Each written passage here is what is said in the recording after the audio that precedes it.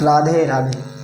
आज की जो हमारी वीडियो है वो इस बात पे है कि वट सावित्री पूजन कहाँ से शुरुआत हुआ और आज लोग क्यों इतना पूज रहे हैं। देखिए, अगर साइंस और विज्ञान की बात मानी जाए तो विज्ञान ने इसलिए चुना होगा क्योंकि हमारे यहाँ जो दर्शन शास्त्र है, वो जब विदेशों में दर्शन शास्त्र का नाम नहीं था तो हमारे यहाँ बहुत बड़ी बड़ी विद्यालय हुआ करते थे, यूनिवर्सिटी हुआ करते थे, जैसे नालंदा विश्वविद्यालय, तक्षशिला विद्यालय, ऐसे बहुत से विद्यालय हुआ करते थे।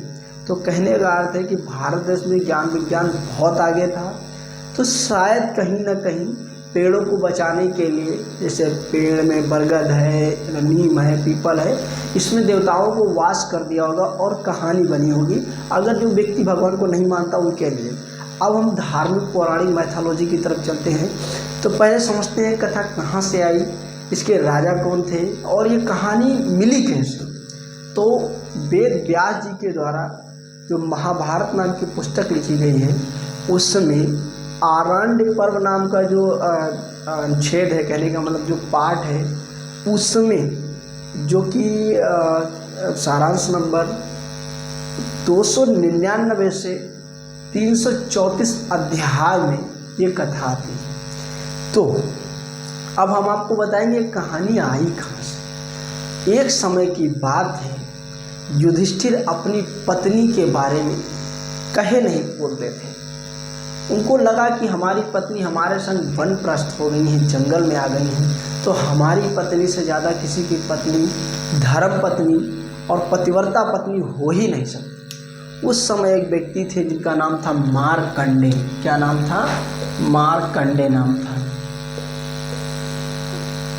शायद अगर गलत हो तो देख लेना, मारकंडे ऐसे करके कुछ होगा, समझ लीजिएगा कि मारकंडे। मुझे थोड़ा लिखने में आज प्रॉब्लम हो रही है। मारकंडे नाम के महर्षि हुआ करते थे। उन्होंने युधिष्ठिर को उनके मद के चूर करने के लिए कथा सुनाई कि हे युधिष्ठिर, अगर आपको लगता है कि तुम्हारी पत्नी बहुत बड़ी पतिव्रता है और जो कि धर्म पत्नी है, तो ऐसा नहीं। तो युधिष्ठिर ने कहा कि हे महापुरुष, हे ब्राह्मण देवता, अगर ऐसी कोई बात है तो आप ऐसी कोई कथा सुनाओ जिससे मुझे लगे कि मेरी पत्नी से ज़्यादा इससे पहले कई सती नारियाँ हो चुकी हैं जो अपनी पति को नहीं छोड़े, चाहे उनका शरीर चला जाए, चाहे उनका सब कुछ चला जाए, लेकिन पतिव्रत धर्म नहीं छोड़ा। तो कहा मार्कंडे जी ने, हे राजन, हे युधिष्ठिर, अब मैं जिस राजा की कथा सुनाने जा रहा हूँ उस राजा का नाम सत्यवान है, जो कि सालो देश का रहने वाला है। यहाँ के तुम्हारे एक समय के मामा हुआ करते थे। वहाँ पे एक राजा हुआ करते थे जिनका नाम है धूमसेन नाम है और माता का शैव्या नाम था, जिन्होंने भगवान की असल में उनके जीवन में संतान उत्पत्ति थी नहीं, लेकिन जब भगवान की प्रार्थना किया और भगवान से कहा कि मेरे कोख को उजागर कर दीजिए, कुछ समय के लिए ही कोई बच्चा दे दीजिए, तो उन्होंने कहा कि आपको बच्चा तो होगा लेकिन आपके बच्चे की अल्प आयु में मृत्यु हो जाएगी, और ये रुख दे करके चले गए। कुछ समय के बाद रानी शैव्या के गर्भ से बच्चे ने जन्म लिया। बहुत ही ओजवान, गुणवान, सभी गुणों से संपन्न था। जो चेहरा था एकदम चंद्रमा के समान खिला हुआ था।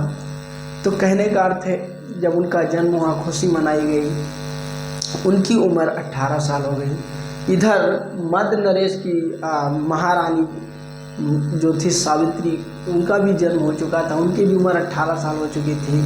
और दोनों ने एक दूसरे की कीर्ति सुन रखी थी कि सत्यवान बहुत महान है, सत्यवान बहुत गुणवान है, सत्यवान बहुत सुंदर है।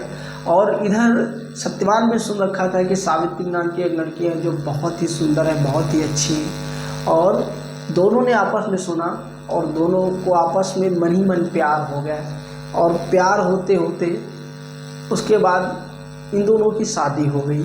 विवाह होने के बाद जब एक दिन ये, अब एक तरीके की कथा आती है कि लकड़ी काटने गए थे। अगर लकड़ी काटने गए थे तो फिर राजा किस बात थी, लेकिन एक कथा आती है कि जब ये शिकार खेलने गए पति पत्नी दोनों, तो पेड़ के नीचे आराम कर रहे थे और यमराज आ गए।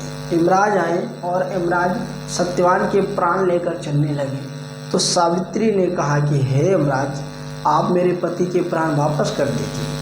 तो जो यमराज था उसने कहा कि सावित्री, हम तुम्हारे पति के प्राण वापस नहीं कर सकते हैं, उसके बदले में अगर तुमको कुछ लेना है तो तुम ले सकती हो। उन्होंने कहा कि अगर आप हमको देना ही चाह रहे हैं तो हमको 3 वरदान दे दीजिए।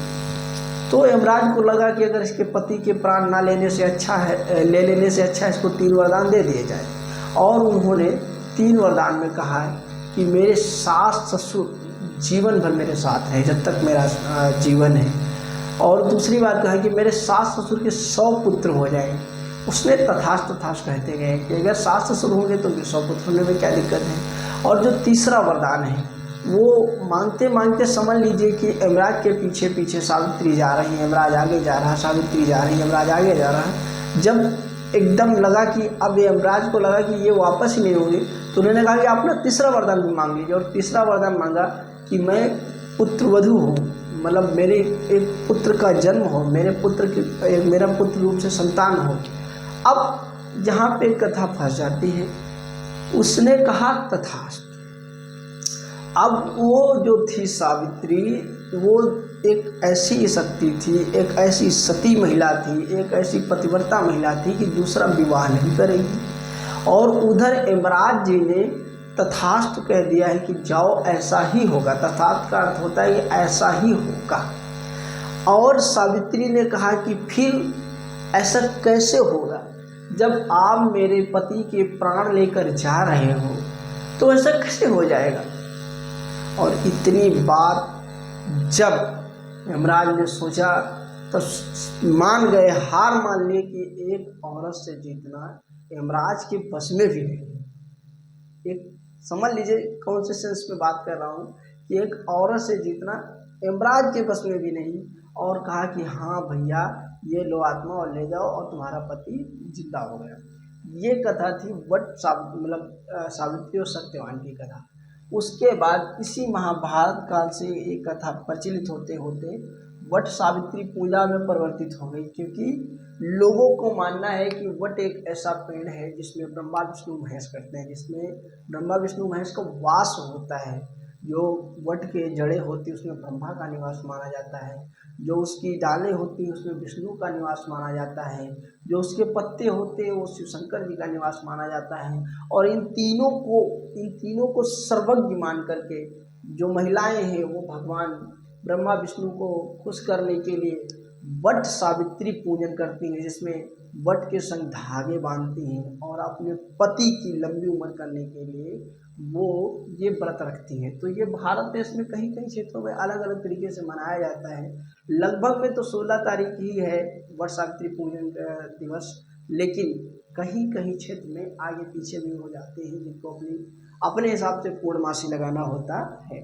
तो ये कथा थी वट सावित्री पूजा की कथा, जिसमें सावित्री सत्यवान के प्राण बचा लाई यमराज के हाथ से। और आजकल की भी जो देवियां हैं यही करना चाह रही हैं। दूसरी बात हम साइंस की कर रहे थे, तो देखिए साइंस में क्या है, लोगों को मानना है कि विज्ञान अगर वट पूजा कराया होगा, अगर कोई पढ़ा लिखा व्यक्ति इस बात को शुरू किया होगा तो उसके पीछे का एक ही उद्देश्य होगा कि जो भारत में जो सबसे ज़्यादा ऑक्सीजन देने वाले जितने पेड़ हैं उसमें कुछ न कुछ देवी देवताओं के वास बता दिए हैं। जैसे कि नीम में माता जी वास करती हैं, जो पीपल का पेड़ है एक ब्रह्मदेव नाम के राक्षस या ब्रह्मदेव नाम के देवता वास करते हैं। वट की जो पूजा होती है, जो कि हमारा बरगद का पेड़ है, उसमें वट पूजा होता है। तो कहने का अर्थ है पूरा मिला करके भारत देश का जो दर्शन शास्त्र था बहुत आगे था। उसी के आधार पे सारे त्यौहार बनाए गए, उसी के आधार पे ये त्यौहार भी है। तो आप चाहे साइंस की मानो या फिर पौराणिक मानो, दोनों में कथाएं एक ही दर्शाती हैं कि पेड़ों को ना काटें, पेड़ों को उजागर बनाए रखें, पेड़ों को पानी देते रहें और अपने आसपास पेड़ लगाते रहें। तो आप सभी लोगों को वट सावित्री पूजा की हार्दिक शुभकामनाएं। जय हिंद, जय दोस्तों, राधे राधे।